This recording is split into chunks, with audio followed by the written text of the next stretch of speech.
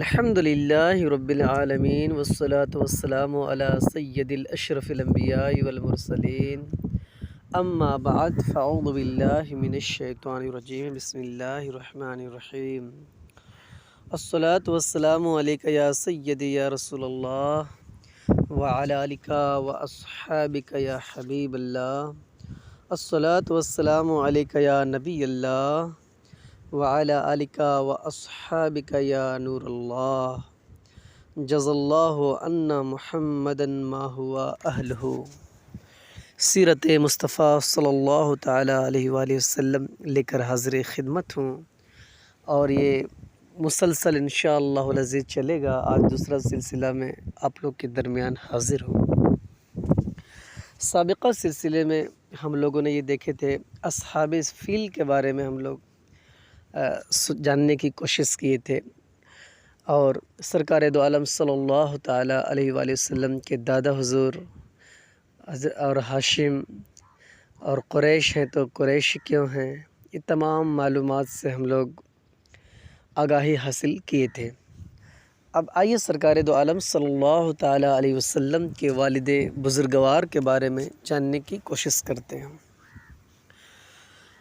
حضرت عبداللہ رضی اللہ تعالیٰ عنہ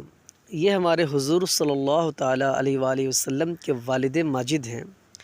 یہ عبد المطلب کے تمام بیٹوں میں سب سے زیادہ باپ کے لاڈلے اور پیارے تھے، چونکہ ان کی پیشانی میں نور محمدی صلی اللہ تعالیٰ علیہ وسلم اپنی پوری شان و شوکت کے ساتھ جلوہ گر تھا، اس لیے حسن و خوبی کے پیکر اور جمال صورت و کمال، سیرت کے آئینہ دار اور عفت و پارسائی میں یکتائے روزگار تھے۔ قبیلہ قریش کی تمام حسین عورتیں ان کے حسن و جمال پر فریفتہ اور ان سے شادی کی خواہشگار تھیں، مگر عبد المطلب ان کے لیے ایک ایسی عورت کی تلاش میں تھے جو حسن و جمال کے ساتھ ساتھ حسب و نسب کی شرافت اور عفت و پارسائی میں بھی ممتاز ہو۔ عجیب اتفاق ہے کہ ایک دن عبداللہ رضی اللہ تعالیٰ عنہ شکار کے لیے جنگل میں تشریف لے گئے۔ ملک شام کے یہودی چند علاماتوں سے پہچان گئے تھے کہ نبی آخر الزماں کے والد ماجد یہی ہیں، چنانچہ ان یہودیوں نے حضرت عبداللہ رضی اللہ تعالیٰ عنہ کو بارہا قتل کر ڈالنے کی کوشش کی۔ اس مرتبہ بھی یہودیوں کی ایک بہت بڑی جماعت مسلح ہو کر اس نیت سے جنگل میں گئی کہ حضرت عبداللہ رضی اللہ تعالیٰ عنہ کو تنہائی میں دھوکہ سے قتل کر دیا جائے، مگر اللہ تبارک و تعالیٰ نے اس مرتبہ بھی اپنے فضل و کرم سے بچا لیا۔ عالم غیب سے چند ایسے سوار ناگہاں نمودار ہوئے جو اس دنیا کے لوگوں سے کوئی مشابہت ہی نہیں رکھتے تھے۔ ان سواروں نے آ کر یہودیوں کو مار بھگایا اور حضرت عبداللہ رضی اللہ تعالیٰ عنہ کو بحفاظت ان کے مکان تک پہنچا دیے۔ وہب بن مناہ بھی اس دن جنگل میں ہی تھے اور انہوں نے اپنی آنکھوں سے یہ سارا کچھ دیکھ لیا تھا، اس لیے ان کو حضرت عبداللہ رضی اللہ تعالیٰ عنہ سے بے انتہا محبت و عقیدت ہو گئی تھی، اور گھر آ کر یہ عزم کر لیا کہ میں اپنے نور نظر حضرت آمینہ رضی اللہ تعالیٰ عنہ کی شادی حضرت عبداللہ ہی سے کروں گا۔ چنانچہ اپنے اس دلی تمنا کو اپنے چند دوستوں کے ذریعے انہوں نے عبد المطلب تک پہنچا دیا۔ خدا کی شان کہ عبد المطلب اپنے نور نظر حضرت عبداللہ رضی اللہ تعالیٰ عنہ کے لیے جیسی دلہن کی تلاش میں تھی، وہ ساری خوبیاں حضرت آمینہ رضی اللہ تعالیٰ عنہ بنت وہب میں موجود تھیں۔ عبد المطلب نے اس رشتہ کو خوشی خوشی منظور کر لیا، چنانچہ 24 سال کی عمر میں حضرت عبداللہ رضی اللہ تعالیٰ عنہ کا حضرت بی بی آمینہ رضی اللہ تعالیٰ عنہ سے نکاح ہو گیا،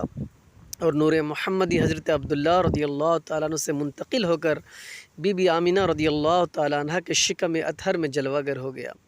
اور جب حمل شریف کو 2 مہینے پورے ہو گئے تو عبد المطلب نے حضرت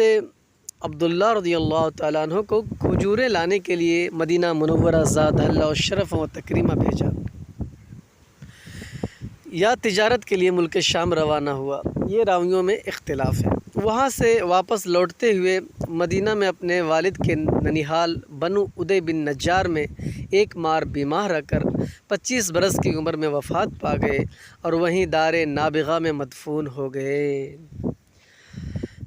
امام زرقانی رحمۃ اللہ علیہ نے المواہب اللدنیہ میں مکمل تفصیل کے ساتھ یہ تمام روایتیں نقل فرمائی ہیں۔ قافلہ والوں نے جب مکہ واپس لوٹ کر حضرت عبد المطلب کو حضرت عبداللہ رضی اللہ تعالیٰ عنہ کی بیماری کا حال سنایا تو انہوں نے خبر گیری کے لیے اپنے سب سے بڑے لڑکے حارث کو مدینہ بھیجا۔ ان کے مدینہ پہنچنے سے قبل ہی حضرت عبداللہ رضی اللہ تعالیٰ عنہ راہیے ملک بقا ہو چکے تھے۔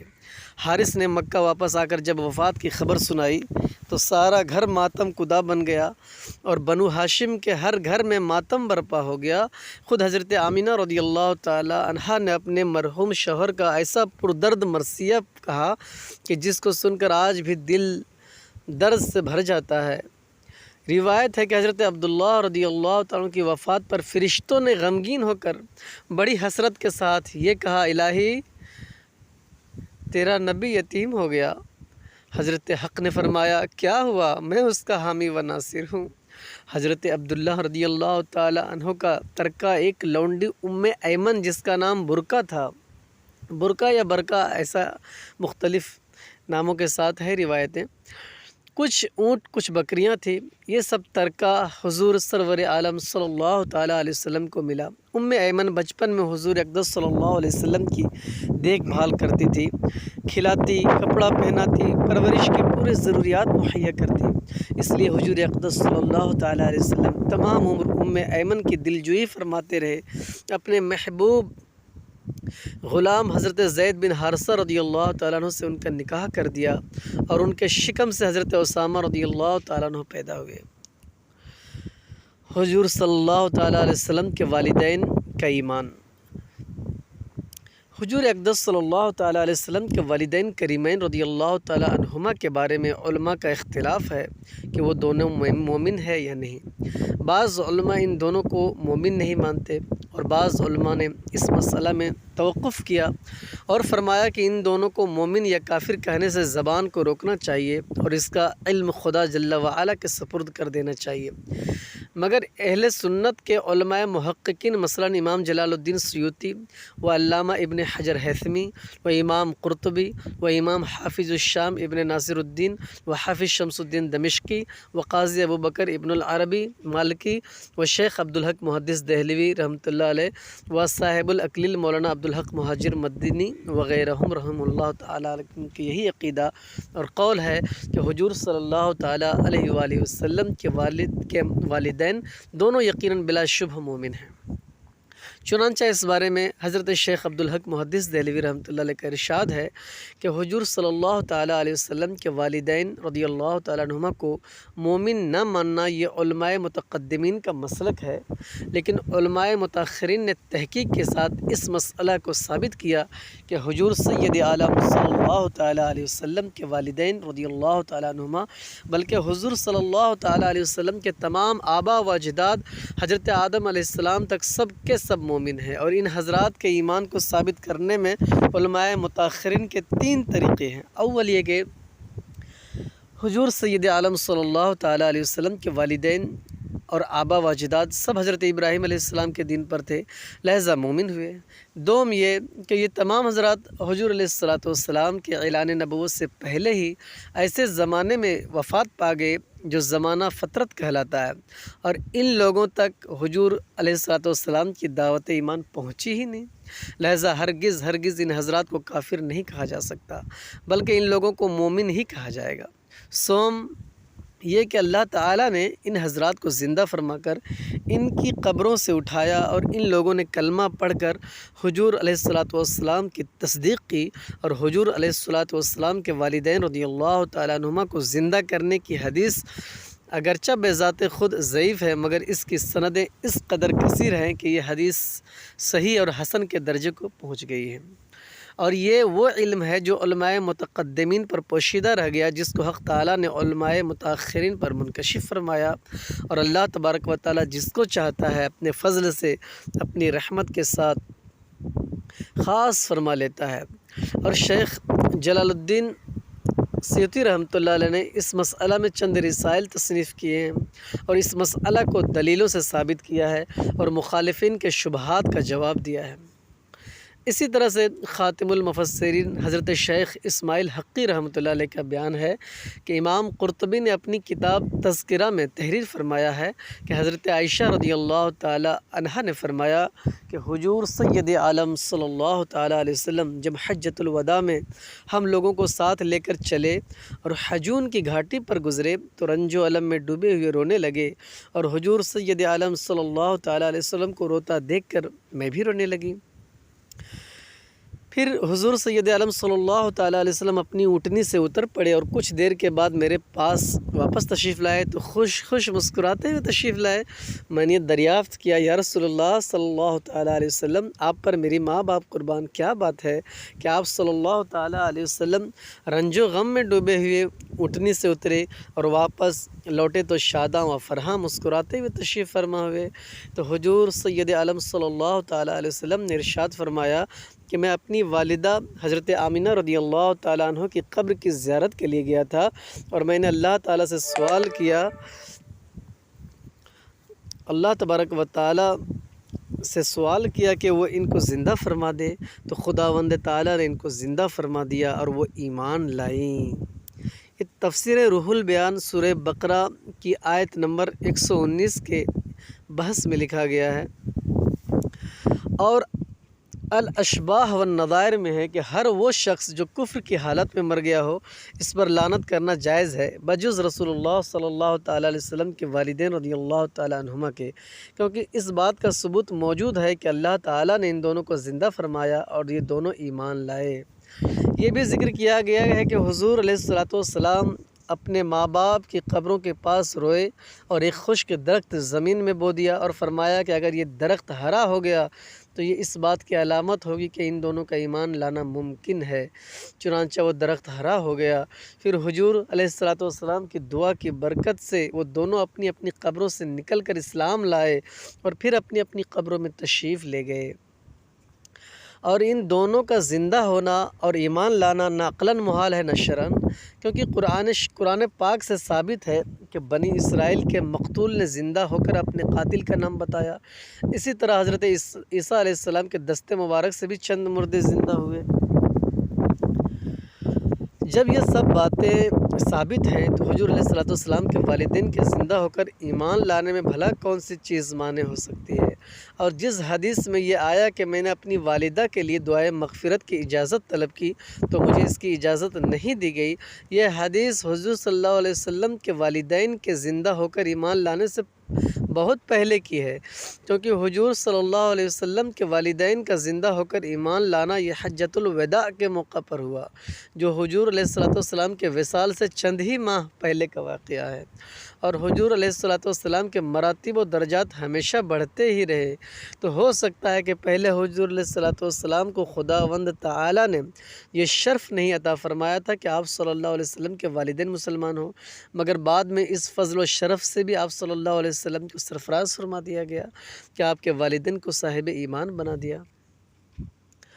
اور قاضی امام ابو بکر ابن العربی مالکی سے یہ سوال کیا گیا کہ ایک شخص یہ کہتا ہے کہ حضور علیہ الصلوۃ والسلام کے آبا و اجداد جہنم میں ہیں، تو آپ نے فرمایا کہ یہ شخص ملعون ہے، کیونکہ اللہ تعالیٰ نے قرآن مجید میں ارشاد فرمایا سورہ احزاب کی آیت نمبر 57، بسم اللہ الرحمن الرحیم، ان الذین یؤذون اللہ ورسولہ لعنہم اللہ فی الدنیا والآخرہ، یعنی جو لوگ اللہ اور اس کے رسول کو ایذا دیتے ہیں اللہ تعالیٰ ان کو دنیا و آخرت میں ملعون کرے گا۔ حافظ شمس الدین دمشقی رحمۃ اللہ علیہ نے اس مسئلہ کو اپنے نعتیہ اشعار میں اس طرح بیان فرمایا، حب اللہ النبی مزید فضل علی فضل وکانا بہی رعوفان، اللہ تعالیٰ نے نبی علیہ الصلوۃ والسلام کو فضل بالائے فضل سے بھی بڑھ کر فضیلت عطا فرمائی اور اللہ تعالیٰ ان پر بہت مہربان ہے۔ فاحیا امہ وکذا اباہ لایمان بہ فضلا لطیفا، کیونکہ خداوند قدوس نے حضور علیہ الصلوۃ والسلام کے ماں باپ کو حضور پر ایمان لانے کے لیے اپنے فضل لطیف سے زندہ فرما دیا۔ فالقدم بہی قدیر و انکان الحدیث بہی ضعیفہ، تو تم اس بات کو مان لو کیونکہ خداوند قدیم اس بات پر قادر ہے اگرچہ یہ حدیث ضعیف ہے۔ صاحب الاقلیل حضرت علامہ شیخ عبدالحق مہاجر مدنی رحمۃ اللہ علیہ نے تحریر فرمایا کہ علامہ ابن حجر نے مشکوٰۃ کی شرح میں فرمایا کہ حضور کے والدین کو اللہ تعالیٰ نے زندہ فرمایا یہاں تک کہ وہ دونوں ایمان لائے اور پھر وفات پا گئے۔ یہ حدیث صحیح ہے، اور جن محدثین نے ان حدیث کو صحیح بتایا ان میں سے امام قرطبی اور شام کے حافظ الحدیث ابن ناصر الدین بھی ہیں، اور اس میں طعن کرنا بے محل اور بیجا ہے، کیونکہ کرامات اور خصوصیت کی شان یہی ہے کہ وہ قواعد اور عادات کے خلاف ہوا کرتی ہے۔ چنانچہ حضور صلی اللہ تعالیٰ علیہ وسلم کے والدین کا موت کے بعد اٹھ کر ایمان لانا، یہ ایمان ان کے لیے نافع ہے، حالانکہ دوسروں کے لیے یہ ایمان مفید نہیں۔ اس کی وجہ یہ ہے کہ حضور علیہ السلام کے والدین رضی اللہ تعالیٰ عنہما کو نسبت رسول کی وجہ سے جو کمال حاصل ہے وہ دوسروں کے لیے نہیں ہے، اور حضور علیہ السلام کی حدیث لیث شعر ما فعل ابوائی، کاش مجھے خبر ہوتی کہ میرے والدین کے ساتھ کیا معاملہ کیا گیا، کے بارے میں امام سیوطی رحمۃ اللہ علیہ نے در منصور میں فرمایا کہ یہ حدیث مرسل اور ضعیف الاسناد ہے۔ بہرکیف مندرجہ بالا اقتباسات جو معتبر کتابوں سے لیے گئے ہیں، ان کو پڑھ لینے کے بعد حضور اقدس صلی اللہ علیہ وسلم کے ساتھ والہانہ عقیدت اور ایمانی محبت کا یہی تقاضا ہے کہ حضور صلی اللہ علیہ وسلم کے والدین اور تمام آبا و اجداد بلکہ تمام رشتہ داروں کے ساتھ ادب و احترام کا التزام رکھا جائے، بجز ان رشتہ داروں کے جن کا کافر اور جہنمی ہونا قرآن و حدیث سے یقینی طور پہ ثابت ہے، جیسے ابو لہب اور اس کی بیوی حمالۃ الحطب۔ باقی تمام قرابت والوں کا ادب ملحوظ خاطر رکھنا لازم ہے، کیونکہ جن لوگوں کو حضور صلی اللہ علیہ وسلم سے نسبت قرابت حاصل ہے ان کی بے ادبی و گستاخی یقیناً حضور علیہ السلام کی اعزا رسانی کا باعث ہوگا، اور آپ قرآن کا فرمان پڑھ چکے کہ جو لوگ اللہ اور اس کے رسول کو اعزا دیتے ہیں وہ دنیا و آخرت میں ملعون ہے۔ اس مسئلہ میں اعلیٰ حضرت مولانا شاہ احمد رضا خان صاحب بریلوی رحمۃ اللہ علیہ کا ایک محققانہ رسالہ بھی ہے جس کا نام شمول الاسلام لآباء الکرام ہے، جس میں آپ نے نہایت ہی مفصل و مدلل طور پہ یہ تحریر فرمایا ہے کہ حضور علیہ السلام کے آبا و اجداد موحد و مسلم ہیں۔ اللہ تبارک و تعالی ہم کو سیرت مصطفیٰ صلی اللہ علیہ وسلم پر عمل کرنے والا بنائے، اور سرکار دو عالم صلی اللہ علیہ وسلم کے فیضان سے مستفیض ہونے کی توفیق عطا فرمائے۔ آمین بجاہ النبی الامین صلی اللہ تعالی علیہ وآلہ وسلم۔